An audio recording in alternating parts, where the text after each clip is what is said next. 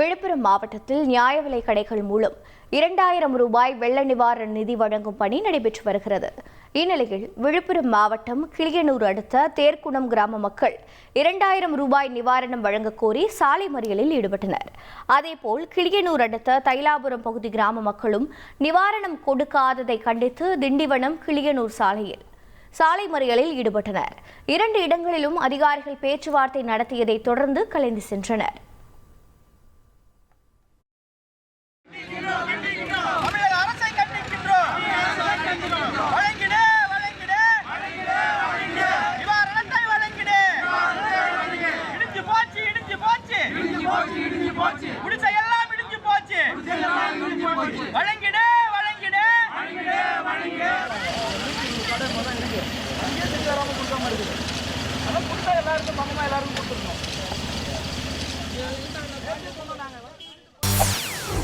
செய்திகளை உடனுக்குடன் தெரிந்து கொள்ள உடனே சப்ஸ்கிரைப் பண்ணுங்க.